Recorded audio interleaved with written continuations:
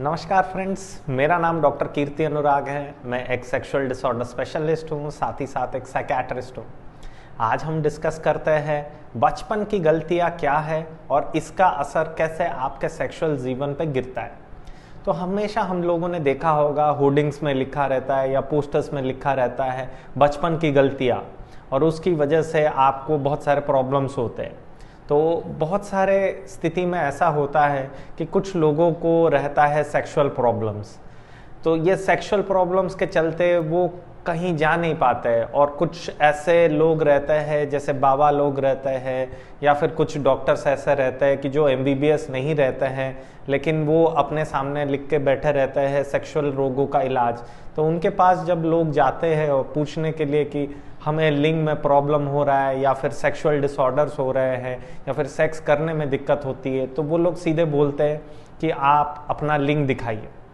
तो वो डायरेक्टली देखते ही ये चीज़ बताते हैं कि आपकी तो नसें खराब हो गई है, आपने शायद बहुत ज़्यादा हस्तमैथुन कर लिया है, उसकी वजह से बचपन से ऐसी प्रॉब्लम हो गई है।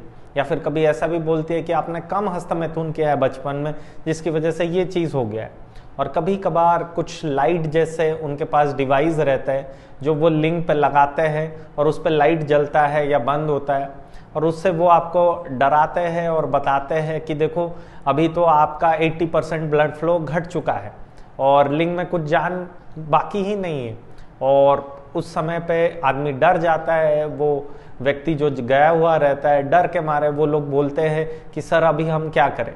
तो वो लोग ये चीज़ करते हैं कि कुछ पाउडर दे देते हैं, कुछ पानी दे देते हैं, या फिर कुछ बहुत जड़ी बूटी बेचते हैं और बोलते हैं कि इसे आपको खाना है तभी जाकर चीज़ें ठीक होगी। और उस समय पे बहुत ज़्यादा पैसा भी ले लेते हैं, 5,000 10,000 कुछ भी करते हैं, क्योंकि ये व्यक्ति डरा हुआ है तो वो पैसा भी दे देते हैं। तो इसी रोज़ के चलते बचपन की गलतियों को हस्तमैथुन के साथ हमेशा लिंक किया गया है। तो पहला चीज़ हम बताना चाहेंगे कि बहुत सारे रिसर्च आर्टिकल्स आए हैं और किसी ने भी डायरेक्टली ये इंडिकेट नहीं किया है कि हस्तमैथुन करने से किसी भी रूप से आपको सेक्सुअल डिसऑर्डर्स हो सकते हैं। वो एक नेचुरल प्रोसेस है। आप बहुत सारे क्षेत्र में ये चीज़ करते हैं लोग, और किसी भी रूप से इरेक्टाइल डिस्फंक्शन, शीघ्र पतन, प्रीमैच्योर इजैकुलेशन या लिंग का साइज छोटा हो जाना, ऐसा कोई भी रिसर्च आर्टिकल्स में फाइंडिंग्स नहीं आए हैं।